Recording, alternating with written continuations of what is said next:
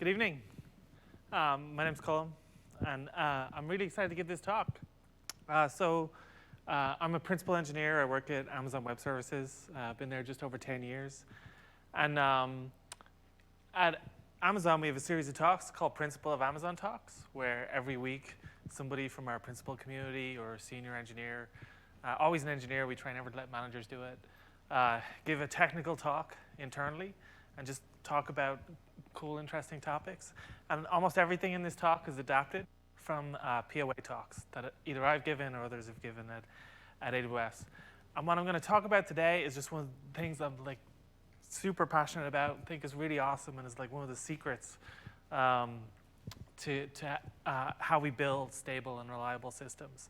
And it's how we build control systems. So everybody's probably familiar with some control systems, right? A really simple example is just like a remote control, right?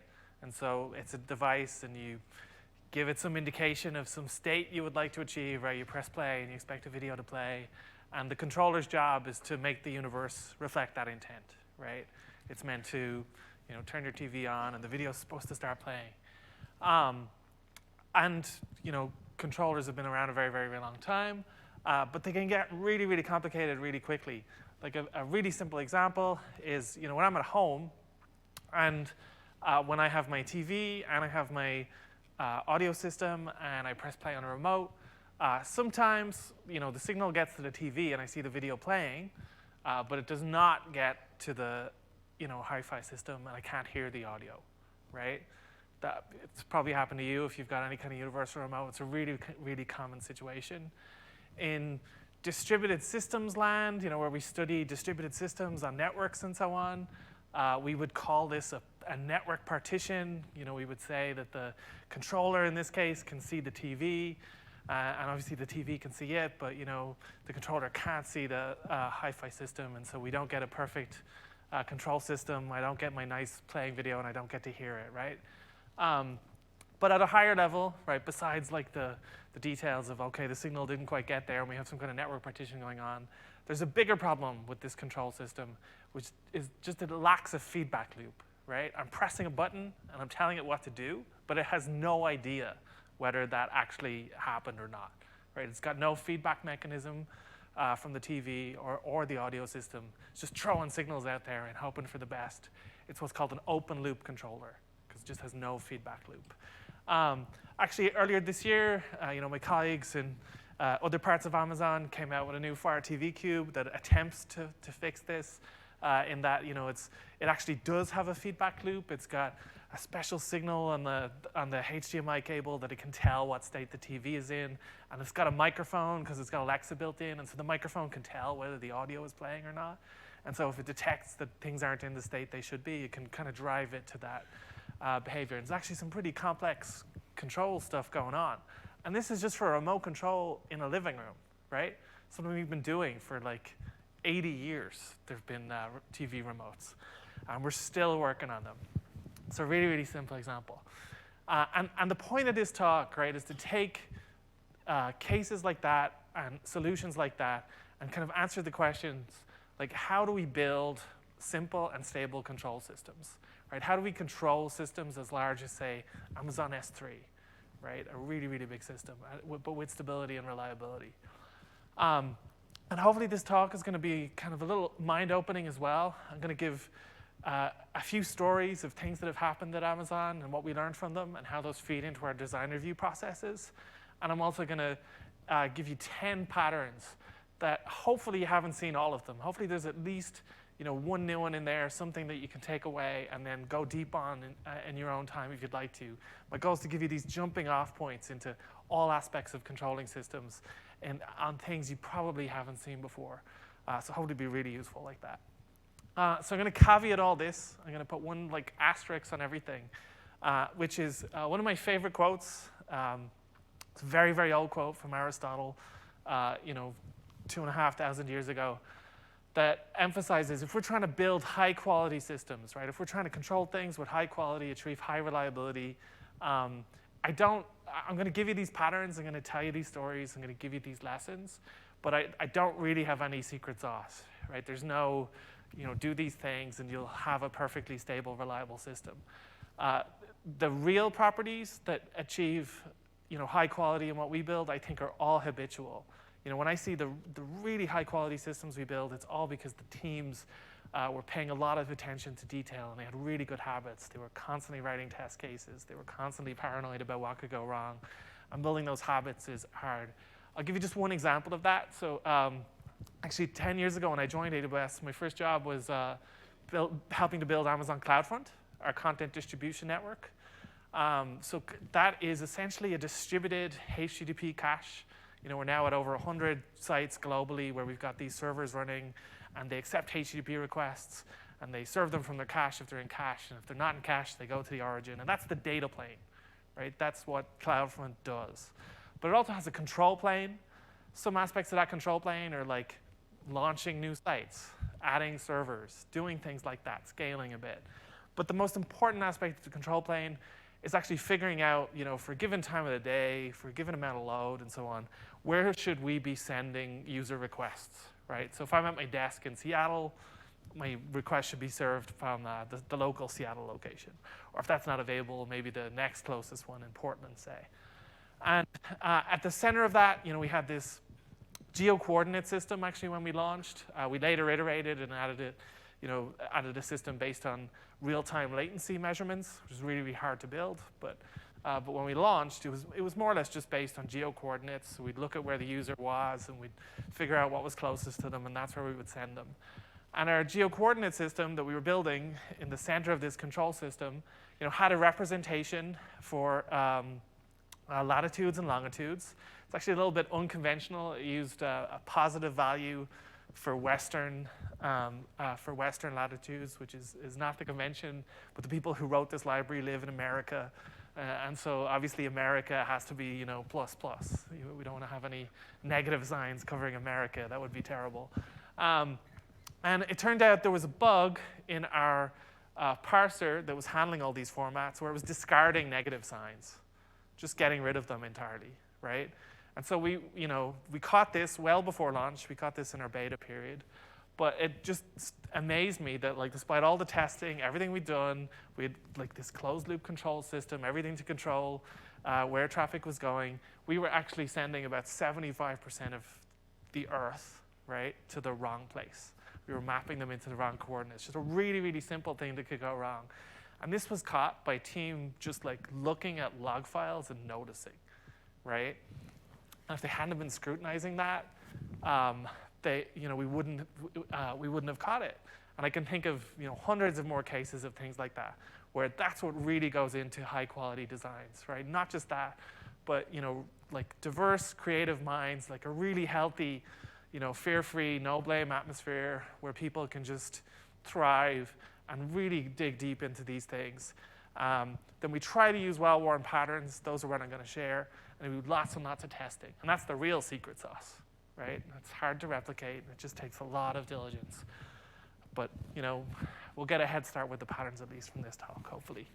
Another thing to think about is as we approach designs, we often have to make trade-offs in the designs. We can't achieve perfection on every single axis. And so it's useful to have some guidelines for how to make those trade-offs, and you'll see those reflected in some of the patterns. This is a picture of literally my office wall. This is up permanently. These are my order of priorities that I've held to be true and inform the designs and the design reviews I go to, which in general will never compromise on security, right? If we know about a security issue or anything that could lead to one, we just have no tolerance for that. The next thing is durability, or sometimes we also call that correctness. And that just means if we build a system that accepts user data and says we have it, we really mean it. We don't want them to think we have it if we don't, because then they'll delete their copy and it might be gone forever. And that's actually more important kind of other classes of availability. You'd almost prefer downtime to taking data and throwing it away, because that's not really uptime, right? Then availability is super important. And then speed is really, really important, but it actually doesn't trump the others. We really do want fast systems, but we're not gonna trade off availability for speed, or we're not gonna trade off durability for speed, right? That would be easy, right? Just like, hey, take a file, write it to one, disk or piece of memory, but not 2 or 3. You'd have a fast system, but it wouldn't be reliable or durable. And so when we apply these trade-offs, we apply them to control planes and data planes. But today we're talking about control planes. And we find that control planes are really, really hard. They're often a bigger design challenge than the data planes that support. If you get a control plane wrong, it has the capacity to cause massive outages or even misconfigure or corrupt large volumes of data, because it's right there in the middle of systems and it generally has access to everything, right? So they take a lot of attention to detail. A good example of that, a team I work with, the elastic load balancing team. So we have data plane team and a control plane team. The control plane team's larger than the data plane team by quite a bit, right?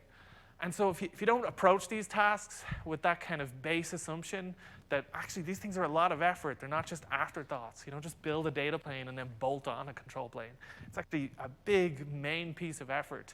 You can really set yourself up for failure. And that's kind of at a management level, right? You really want to approach it with the right levels of investment and expectations. And what do the control planes do, right? So in general, the control planes that we build do the same kind of things that you're probably familiar with, control systems that you may have built or use yourselves.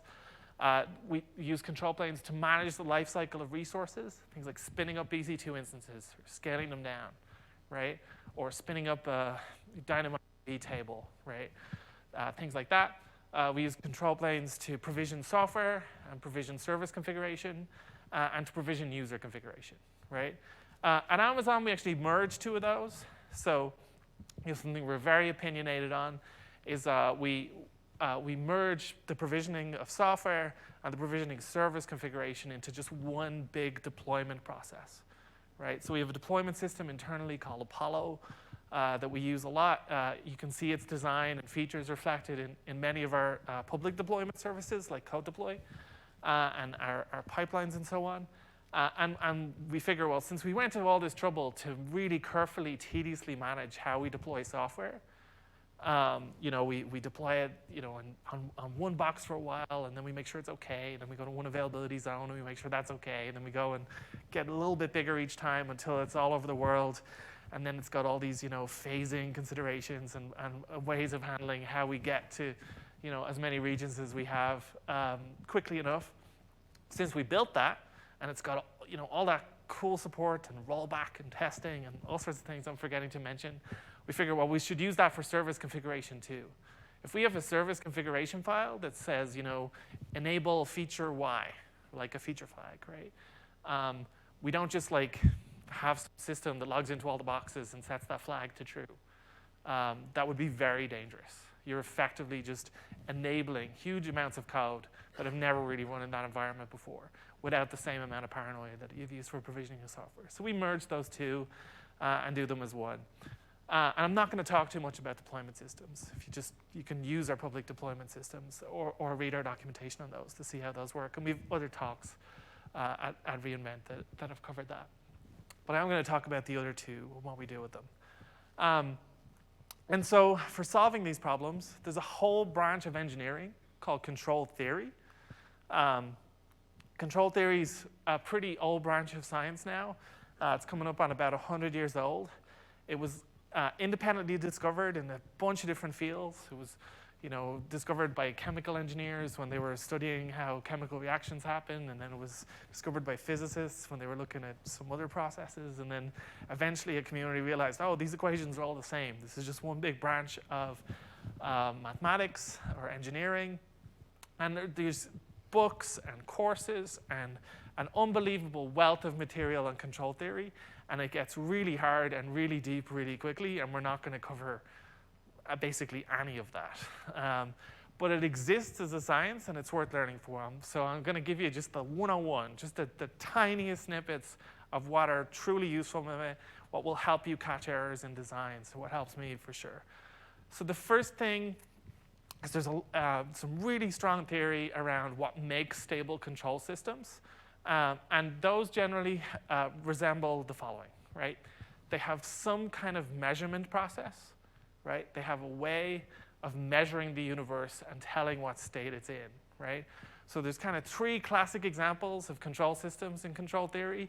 One is a furnace. You're trying to heat like a boiler to a certain temperature. How do you do that? Another is cruise control, right? You're trying to make a car go at a certain speed, even though there's hills and bumps and whatnot, up and downhill. And what is the third example? Oh, an inverted pendulum, right? So you got a long stick, and you're just trying to balance it, right? Those are the 3 classic examples. I'm going to use auto-scaling as an example, because we're cloud people, and that's much better. So auto-scaling is a simple control system, right? Imagine you've got a set of hosts, like EC2 instances, and you want to say, OK, I never want the CPU to go above 70% or 50%, because if I go above that, then I know things go bad pretty quickly. My requests start slowing down. My users don't get the performance they want. So always add hosts so that my load is at or below 70%. And if I start going below 70%, then you can start killing hosts. And it's basically what auto-scaling does. It's a really nice dynamic control system. And so in its case, what we're measuring, I just defined it, we're measuring the CPU load, say. Right? So we look at the hosts, and we say, OK, look at the CPU across them, and maybe we've got an average function, or if we're doing better, we've got some kind of max function, and we're like, pick the worst box, and that's what I'm going to try to manage. And so we've got that measurement. And straight away, we're doing better than that controller we saw at the very beginning, right? The remote control that had no measurement. It was just throwing instructions out there in the world. And then the next thing it does, it's got some kind of central controller, some kind of software or algorithm that is taking the measurement and saying, OK, you're not in a desired state, right? And it's producing corrections to get us into that state, right? That's the central controller, so it has that component. In the case of auto-scaling, that's what the auto-scaling service does, right? And then it's got something called an actuator, which just means like it does things, right? And in this case, we launch EC2 instances. And that is, you need all of those things to have a stable control system. There's other things too you need to have a stable control system, but you need those things at a minimum. And it is staggering how many designs you can go to. Part of my job, I visit a lot of customer sites and help with architecture reviews and figuring out how they're going to build on AWS. And it is staggering how many control systems you can come across where you just look at it. The system has no idea what state it is achieving. It cannot possibly be stable, right? The system is like taking user input and saying, push this config out or do this thing, but it has no idea where it got there. And that works with a certain amount of reliability. You can probably have, 2 or maybe even 3 nines of reliability with a system like that. So that just means if we've got 2 nines of availability, that means we can tolerate 3 days of downtime in a year, which is not very good. 3 nines is a few hours. And you can probably achieve those levels, but if the network is unreliable for some reason, or if some application has stalled for some reason, and your update just doesn't get there, you're kind of out of luck. And I've visited a lot of sites that have this problem, and their solution is, well, the user calls support, and tech support pushes a button, and the button makes everything go out there again. And maybe it goes there this time. And it is kind of crazy making, right? That's a very, very unstable system. Or the other classic solution, turn it off and turn it on again. And usually when you turn it on again, it does some kind of full sync and gets all the data again, and everything's OK. So if you don't have these 3 things, you're out of luck, right? And the most common thing that's missing is that measurement factor. And then the other part of it is it's doing all this in a loop, right? So it's constantly measuring, constantly deciding, and constantly actuating, right? And if you have a system like that, it's called a closed loop system, right? Closed loop controllers are our friends. Now, the next thing to know about control theory is that systems like this are tremendously sensitive to lag, right? If they're not fast, they can become harmful. Like imagine if auto-scaling took hours to launch your instances, it would be useless. Like imagine measuring the load at 1 in the day and deciding to scale up, and then it doesn't happen for like 3 hours, and by the time it's 4 p.m., you don't even need that machine anymore. And the systems just start, it's uncontrollable. It's crazy. So that's the next thing, right? We want these systems to be nice and responsive and fast. And then the last thing I'm just going to mention about control theory and not explain too much is that there's a fundamental theorem in control theory that says the only kind of stable control system involves something called a PID loop, like a PID controller. And that's proportional, integral, and derivative. And it just means that your control equation has to have fancy mathematical components that contain all those elements. And the only reason I've put this slide there is to try to encourage you to go a little deeper on this topic if it's something you want to get into and understand what that statement means. If you can understand what that statement means and develop an understanding of like looking at systems and recognizing, hey, it has a proportional component, it has an integral component, it has a derivative component, then it might be stable. Or no, it's missing at least one of those, so it's not stable. It is a superpower. Like you can spot in designs in seconds that they are provably unstable, or at best bistable, which means it can oscillate between states. If you do want to go deeper on this topic, right, one of my favorite books that I love to recommend is this book, came out last year. It's got a ton of patterns on control systems in distributed environments. So that's like what we operate, where you've got devices on networks. They may or may not be reachable. Everything has to be coordinated. So I'm going to take a cue from this book, and the rest of my talk is going to be all about patterns. And it's going to be patterns that we've encountered and used at Amazon over and over, and things we recommend and espouse at our design reviews that hopefully you'll find useful. None of them are in this book, and they're all specific to the cloud. So we'll see how we go. So our first pattern harks back to an outage that we had. Normally we don't like to talk about outages, but we're going to talk about this one. And this one's from 2008. Actually, just as I was joining Amazon Web Services, this happened. It was like the hottest news of the day, where S3, so we only had one region at the time, US East 1. I don't think it was even called US East 1 at the time because we only had one region. And S3 had an outage. And the root cause turned out to be, well, we had this system that was distributing, some live state as part of how S3 nodes discover each other. And, one box in this system, and it was a gossip system, so they're all kind of sharing some state. Just one box had a network controller that was corrupting 1 bit, just 1 bit. And because this was an open loop controller that didn't really have a measure of whether it was achieving success or not, that single bit error propagated and went everywhere, right? And it was enough so that none of the nodes could talk to each other, and we had this outage. Restoring service basically meant cold starting everything and finding the network card and killing it and doing all those kind of things. You can still read this full, outage report. It's still on our website. Just search for it if you want to read the full details. But the simple lesson and something you'll hear at every Amazon design review to this day is are you checksumming everything, right? Like everything. Like S3 has a lot of checksums and had a lot of checksums at that time, especially for the data, like for the user data. So much checksumming. Like you just crazy numbers of checksums going on at different layers. But this layer in a metadata system that was off to the side, wasn't really thought of as something that needed that amount of integrity checking. But it did, right? So we checksum everything, right? Always do that. Another way files become corrupt, my favorite example that I've seen, and I regularly see people report this on Twitter too, and there's also a great website called noyaml.org, which covers it, which is how corruption can leak in because of intermediate formats. So my favorite example of this is YAML.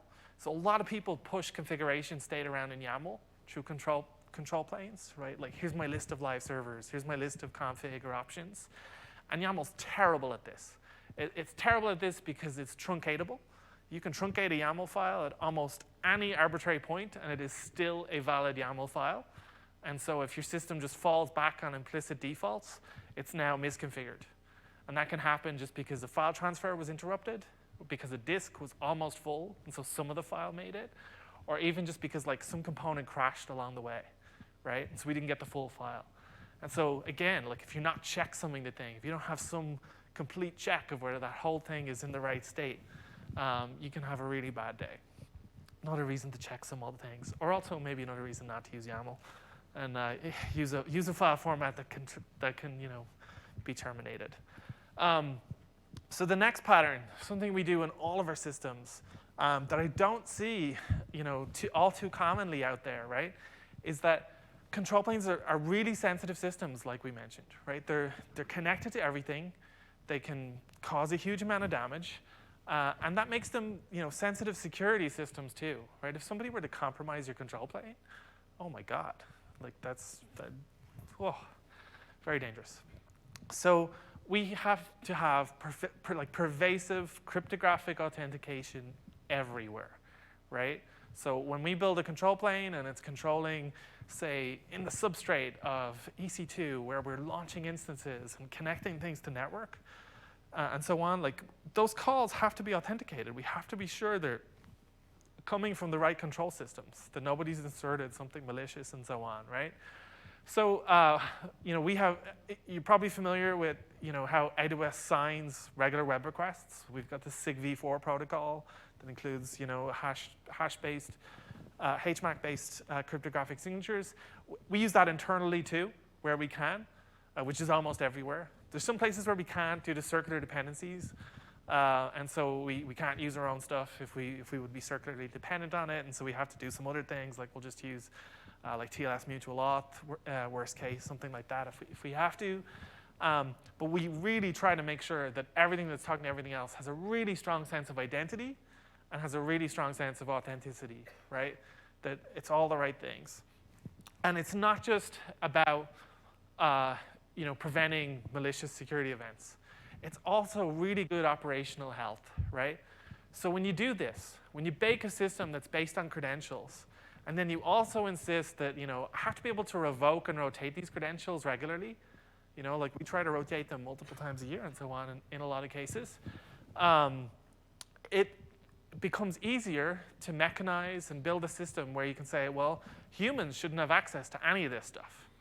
And we've done that. We have systems that store our credentials and won't export them, won't give them to me on my desktop, right? And if it were ever to end up on my desktop, some alarms will go off if they see that credential being used from the wrong place. And that's really good for operational health. It means you never get into a state where some team, some operator somewhere is just managing things directly from their desktop rather than going through the right control systems. And so you can always enforce the right level of safety mechanisms. And then another simple thing, right, this you can do when you've got a strong identity, you can make sure the right domains are talking to each other, right? So never, ever let a pre-production control plane, like a Gamma or a testing stack, talk to your production data plane. Like that's a disaster, right? It'll almost certainly misconfigure it. The other way around is occasionally okay. Like if you're testing a new data plane, you might plug that in, but you never, ever want to do it that way around. So that's one. That's pattern two.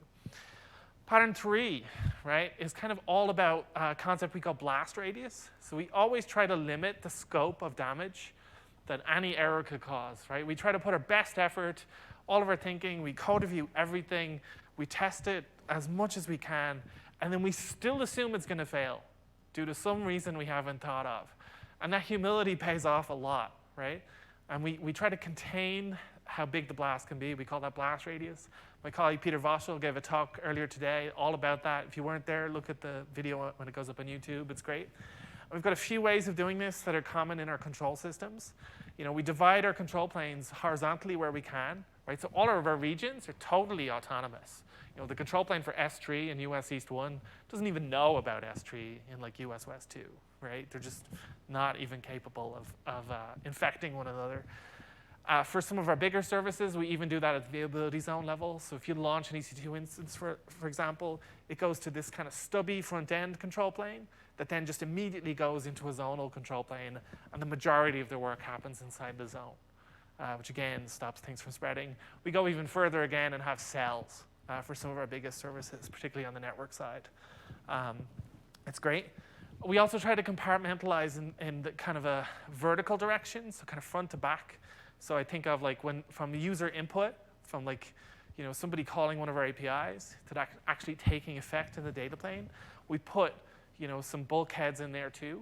Simple examples are we try to have these poison tasters, which just means like when we get a user input, put it through as much of what the data plane is going to do as possible, like any serialization or deserialization or anything like that, anything that could go wrong, before you even accept the request. Like ideally, don't give them a 200 OK without having done that, rather than like taking it, propagating it to the data plane, and then having the data plane crash. Right? That's not good. So we try to build bulkheads like that. We're starting to see an example there of our fourth pattern, which is we try to couple our systems internally asynchronously. Right? So I'll explain what that means. So if you take a web request, right? And while you take that web request, you reach out to another dependent web service, and that web service has to succeed before you can make any progress. That's a synchronous call, right? That's just a standard like synchronous call. When you have two systems that are synchronously calling one another, they're really just one system, right? There's really no separation there, because if you have a problem in the dependent service, you've also got a problem in the caller service. There's no insulation. And even worse, if you've got retries built in and things like that, you can get these amplification factors where like if you're 1 or 2 or 3 services deep and you've got retries built in at each layer, well, if the bottom service fails, well, then you get 3 retries from this layer and another 3 from there and another 3 from there, and all of a sudden you've got this like 12x amplification factor, and things go crazy. So we try to couple our systems asynchronously where we can, which is much more forgiving, right? So that's where we'll take the user's intent and we'll make some partial progress. We'll make a record of that, but then we'll drive the next layer asynchronously. So we'll put it on a workflow or a queue, and even if it's a tiny duration, milliseconds in time, that can make the system much more deterministic, because workflows and queues and so on, they just retry at like these simple periodic frequencies. You don't have to worry about it being amplified as much. They're just easier to get your head around, and they tend to be more reliable. They're more forgiving. For all of our cross-region systems that we've built, they're all asynchronous. So when we replicate data from like DynamoDB tables for DynamoDB, DB globally, or S3 for cross-region replication, that's happening asynchronously. So that if we do have a problem in one region, we still can insulate the other regions from that. The fifth pattern we've seen already, but I'm going to mention it again, which is you have to have closed feedback loops. If you're not measuring the state of your system, you haven't a hope of achieving stability. Probably the most common error, which is why it's mentioned again. So the next pattern is all about like a really frequently asked question that comes up in design reviews is, okay, so I've got this control system. I need to get config from my control system to my data plane. Do I push it or do I pull it, right? So should the data plane hosts connect to the control plane, or should the control plane connect to the data plane, is essentially the question, right? And it's the wrong question. It's not a useful way to think about it, right? There's a better, different way of thinking about it, which is to think about the relative size of the fleets, right? You don't want big fleets connecting to small fleets, because you can never cold start those. Right? Because what happens is you start the whole system, and the big fleet shows up as this thundering herd hammering the small fleet, and it won't recover, and it gets in this stuck state, and you end up doing, medieval level bloodletting operations to try to get it to recover. It's not a good pattern. So, connections can support data in either direction. It doesn't really matter which direction, the connection was initiated for the data flow.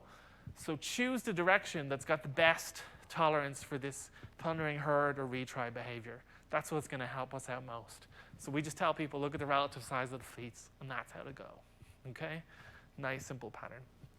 Pattern 7, related to thundering herds again, right? it's really common to see systems where, okay, well, I've got a data plane, and the data plane's much bigger than the control plane. Imagine S3 or EBS, huge numbers of servers storing your data, huge, huge numbers. The control planes are relatively modest. It just doesn't take that much, that amount of boxes to really keep everything running. And if you're not careful, caches can build into these systems, right? Because when the control plane, you want to keep it small and efficient, so but it needs to service this huge number of data plane nodes. So we just put a little caching layer in it there. Standard optimization, completely normal thing to do. That's what we always do that in data planes, right? Well, it can go wrong. If you have a problem, if your control plane goes down for a while, or if you need to cold start the system, it can just not recover, right? Because the cache is so cold that, well, I can't serve anything from cache anymore. Everything has to go to the origin. And that can just be too expensive during recovery. And then things retry even harder. They hit you even harder when you're having your worst day, right? It's a really awful pattern. So we just try not to have caches, if at all possible. If we do have caches, because sometimes you do need them for cost effectiveness reasons. Sometimes it would just be ridiculous not to use a cache. We try to have it be one that is self-warming, so when it starts, it warms itself, primes the cache before accepting any requests. Nicer recovery pattern. Another nice pattern is if you have a cache that's willing to serve stale entries, right? So if the thing it's caching for just goes down, okay, yeah, the TTL's expired, but is it really better to say 500 than what the state was? Almost always, what the state was is what the state is. And so just being willing to serve stale cache entries is much better. Drives me crazy that DNS resolvers do not do this. The internet would be 10 times more stable if DNS resolvers served from stale caches. DNS rarely changes. There's no need to be so aggressive about it. Pre-warming and considering. Our 8th pattern is throttling, right? So you've got these cold start problems, you've got these retry problems, you've got systems that can get hammered. What do we do about it? Well, we have throttles and rate limits, right? They're often needed in these large systems. You need to have some mechanism where you can throttle the incoming rate of requests, at least so that you can recover, right? Sometimes it's just there to have a mechanism so that you can dampen incoming load to the point that you can recover at all.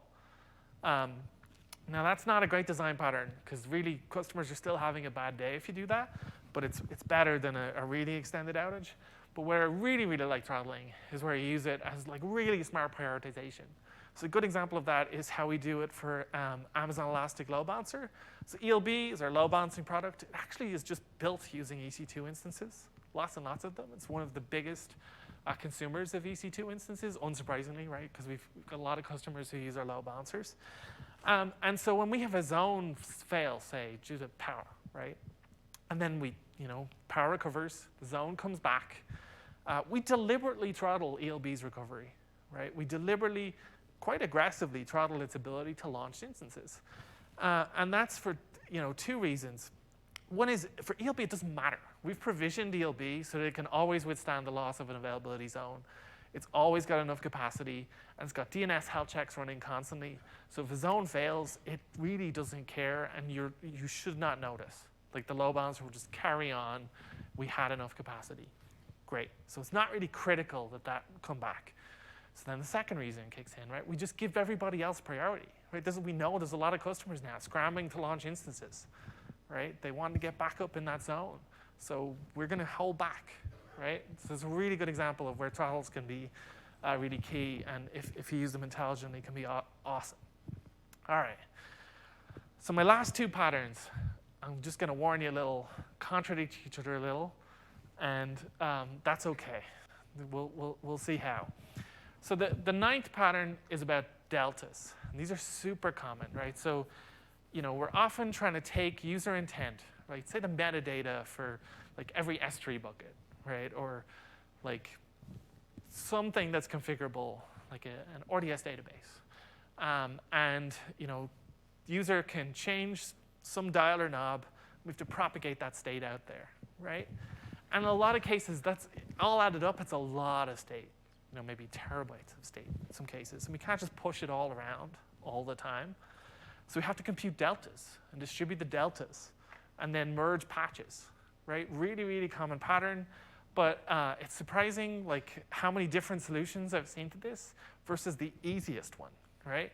So like, you often just start out, I've got a simple key value, right? Some configuration, knob, foo, that's equal to bar. Well, the easiest way to generate deltas is just have a versioned data scheme, right? Just add a version column to your table and essentially make these append-only immutable schemas that just record every version of the value, right? So started out at foo equals bar, and then the next version was baz, and then it changed back to bar.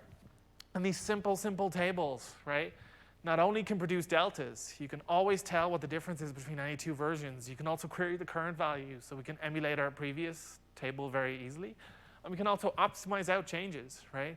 If our data plane is still at version 1, and the customer made like 2 changes, one rolling back the other, we know we don't have to propagate anything at all, right? We can detect that there's actually no real delta. And that need optimization helps. But then you got to be careful about how you merge patches. You got to be paranoid about how the system integrates. The actual best thing to do is not do that at all, and actually just keep a versioned data structure right there in your data plane if possible, right? So you've got some versions, some recent versions of your user configuration data out there. Also makes it really easy to implement snapshots and rollback and stuff like that if you ever really want to, which are nice, customer features. We do have systems that can, automatically roll back to previous states if they detect large problems, assuming that, it was the result of a misconfiguration. And we just wouldn't be able to build those without these patterns. So this is a really common pattern. But this is also an example of a modality. And so this is where we get to my 10th pattern. And the way to really think about stable and simple systems is you want to minimize the number of modes of operation. Right? You want to minimize the number of branches of code that can be executed, because anytime you are going down new modes or new branches that have never been executed before, combinations of code that have never occurred before in the universe, you're crossing your fingers a little bit, right?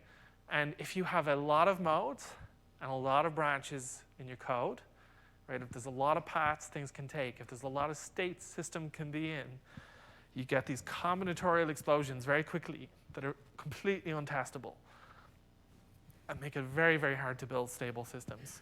So at a high kind of macro level, what our job is, right, is just to minimize that number of modes of operation, minimize the number of different states can be. And so, like, what's the dumbest, simplest way we can do that, right? And so we have this pattern, and this pattern came about from answering a really simple question, right? Like, okay, we have, say, an EC2 event, and power goes down, and all of a sudden a lot of our health checks fail. They say, hey, that instance is down, right? And take it out of DNS or whatever, right? That's basically how our DNS health check system works. That's what it's supposed to do. Well, if you build a system like what I've been talking about, using all these patterns with asynchronous coupling and workflows and queues, it's going to go really badly, right? It's going to build up this huge backlog and queue of actions right at the worst possible time. Because on a day-to-day basis, like a few health checks are failing now and then, but for them all to fail at once, that's a huge event.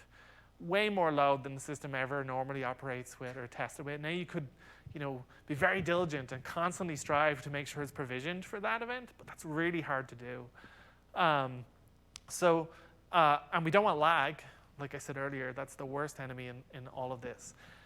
So we came up with a different design pattern, which is, well, why don't we just push all the state all the time? I'll get to that in a minute. And we have another anti-pattern where this all kind of came about too, which is another example of a modality that we've learned to fear, which is actually relational databases, right? So relational databases are awesome if you want to model business structured data. If you want to do a query that says, select all the customers who have a yellow car who live in the following zip code, right? They're great at that. They're really awesome. They are terrible, terrible, terrible for control planes, to the point that we basically hard ban them. You are essentially one of the few things you are not allowed to do as a team running an AWS service is to use a relational database in your control plane. And that is because we have found that relational databases have a lot of these modes, right? They've got a lot of hidden optimizations. They've got these very sophisticated emergent query plan optimizers that are constantly looking at your data access patterns and deciding which type of indexes to use. And they can suddenly change their minds about how a query should be executed, and your performance can just radically change in an instant, even though you didn't really do anything, right? And that mode can be catastrophic. So we've learned to use NoSQL databases like DynamoDB, where the performance characteristics, what the code is doing, how joins are happening, how merges are occurring, all is very obvious to the programmer, much easier to reason about, and builds much far stabler systems. And so what's going on, right, in this case, is we're taking something where we can have all these modes and optimizations behind the scenes. And we're turning them off, and we're saying, do it the dumb way every time. Always do a full table scan. Always do a full join, right? Or if you're doing any optimizations, they're totally obvious to the programmer, and we're always doing them. And that's how we solve the database case. Well, how do we solve that for the health checks case too? We do something really, really dumb, right? Imagine if instead of computing deltas, instead of tracking what's changed and pushing that out, right? Imagine if we just put some config in a file on S3, right? So user makes a change, that just changes a file on S3, and then there's no real queues or workflow or anything pushing data to the data plane. And instead the data plane's just in a loop, every 10 seconds, just getting that file on S3, whether it changed or not, right? This is unbelievably reliable and robust. It is incredibly resilient. It won't build up backlogs. It won't build up queues. It'll just work. And the system does not care how much changes, right? If every single file changes, fine. If every entry changes, fine, because it's doing the same thing every time. And this is actually how we ended up building our network health checks. This is what Route 53 health checks are doing. We've got these distributed health check fleets all over the world, checking your service in real time, health checking it. And those aggregate to a bitmap, right? And that bitmap has 2 bits per health check status that just indicate whether it's healthy and whether it's stale. And it pushes those bits no matter what. Those bits are always going to every single one of our DNS servers, right? And the DNS servers, when they get a request, they're looking at that bitmap. And if the bitmap's 1, well, you serve that IP. And if it's 0, you don't. And it doesn't really care if it's a 1 or a 0. It actually runs through all the code every time. And literally every health check could fail in a whole zone or region or whatever. The system doesn't even know, does not care, and it's incredibly reliable. And it is what, when those events do happen, it is what takes every ELB node in the zone out of service super, super reliably. It's an incredibly simple pattern. If you want to apply it to your own services, it's also surprisingly cheap, right? If you've got 100 nodes, which is quite a big service doing something, and they're just fetching a config every 10 seconds, that costs $1,200 a year in S3 request costs. It's nothing, right? You really have to ask yourself, how much developer time is it worth spending on a system that figures out deltas and pushes out workflows and does all this stuff, when you could just be fetching the file every time anyway for a few $100s in a year? What are you really optimizing for at that point? But surprisingly few systems work like this, even though we can go into design sometimes and suggest it and do the math, and it's fine. And then we get a simple system, stable, reliable. Awesome. That's my last pattern. Hopefully one of those 10 was new to everybody in this room. I would love it if that's the case. And it'll give us some jumping off points into cool new areas, things you can throw into an internet search and go really deep on if you want. But the key things, if you take nothing else away, please remember that if you spot a control system that isn't measuring state, that doesn't have some kind of polar or prober or system that's actually checking, is everything as it should be, you need to fix that. You don't have a closed loop. That's the simplest error, right? The next big thing is if you can couple systems asynchronously, give yourself some slack. You can have systems that aren't, quite as rigid. and aren't just going to like collapse as one big thing. You're building some looseness into the system, which is nice. And then try to develop a mentality of like thinking about modalities and state space and combinations and like how many different modes this thing might be operating in, and really trying to pare that down. Like that's our core mission if we want to build simple, stable systems, right? And it's a skill that you get better at with practice like anything else. A lot of these lessons are things we are baking into our own services. You know, if you build a control plane on Amazon API Gateway with like Lambda as the backend, like we're doing a lot of this for you. You know, we've got the throttling engines, we've got the moderators, there's a PID and a PID loop as part of it.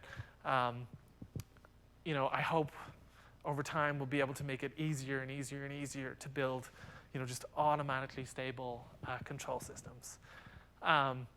If you want more detail on this, anything I've covered here, you know, feel free to approach me at the conference or find me on Twitter or send me an email, whatever you want. I'm happy to talk about this stuff at all of this stuff at any time. I can go crazy deep on a lot of it. And thank you all for coming. It's great.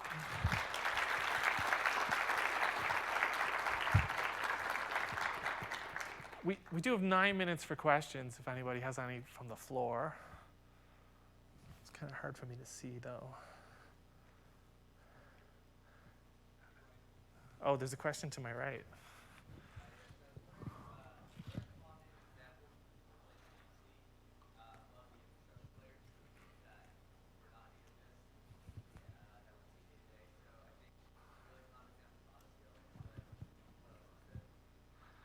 I didn't catch the start of your question, sorry.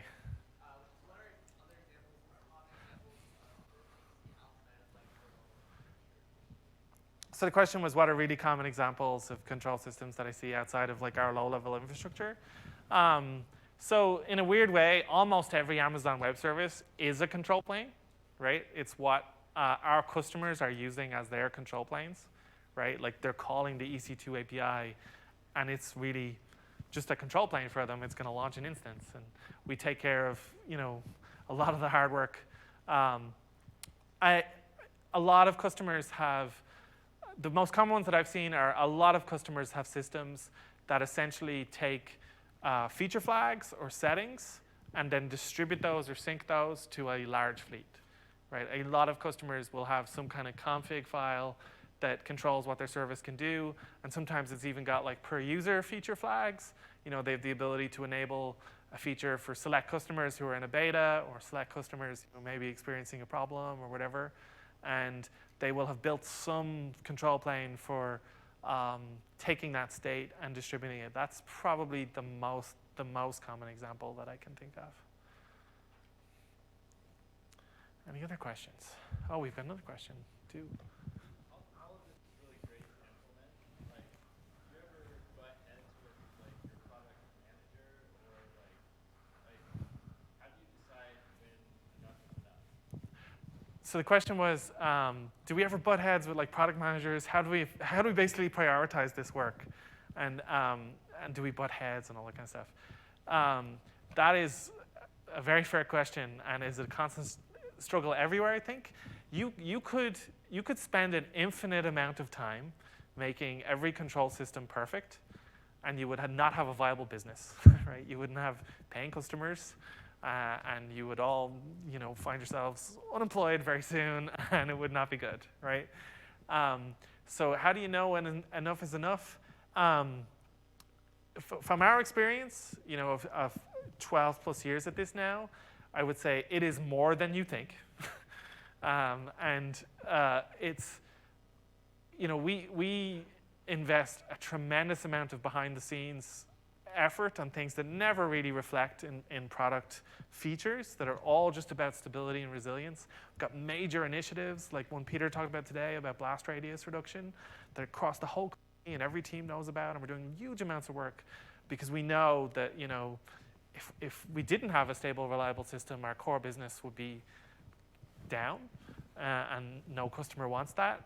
And so that's how we prioritize it. We turn it back into customer impact and business impact. And then we've got really strong support from, all the way up to our CEO on that front. They will always prioritize realistic, credible, safety concerns and make sure that we're addressing those. But I don't know how to do it any other way than you need that support too. And there was another question over here. Or maybe not. Go for it. Institutionalize the learning of all of this. Lots of books, subjects, So the question was, how do we institutionalize these kind of learnings? So at Amazon, what we do is we have things like the POA Talk series, like I mentioned, where we give a tech talk every week, and we cover topics just like this. We have design review process, where teams can ask for a principal design review, and some principal engineers will show up and give them their best advice. We have an operational readiness review process, where before any system goes live, we do these deep, thorough operational readiness assessments with the teams and check that they have like a lot of these things applied and help them understand. And then we obviously try to codify a lot of these practices and make them the defaults in our internal software. So like our internal, stack that, is the kind of default stack you use for building a web service just has a lot of this baked in. Personally, that's my favorite way to do it because you just write it in code and the code remembers and you don't just have to rely on good intentions and asking everybody to remember. I've got a question over here. So how do you phase the development? If you have a new service, how do you phase some of these things like file checkers or how do you phase that and still have something that you can start fast? So the question was, how do we phase all this? If we're, say, building a new service, how do we do all this work? It is a mix. So if you've got an experienced team of veterans, they'll just do this automatically without even thinking about it. It'll be like a second nature to them, and it'll be hyper efficient, and it'll just come right out, and it's amazing to experience. And for that team, it's like 10 steps forward, 1 step back in general, like as you progress. For a more junior novice team for whom all these patterns are new, it can be like 3 steps forward, 1 step back. You do 3 steps of work, and then someone steps in and says, well, you missed these things, and then they have to go 1 back and fix it, right? We try to mechanize it and systemize it into just how we do all these reviews, right? So that we catch them, and then we just say, well, you can't not have that. Like, you can't not have checksuming. So your launch is going to be delayed or whatever if you have to implement that. That doesn't really come up too much, thankfully, because we've systematically mechanized a lot of all this. But that's the key. If you're making more difficult priorities, like whether not to do something at all, just to be able to launch more quickly, we tend not to do that. So I don't really have any experience.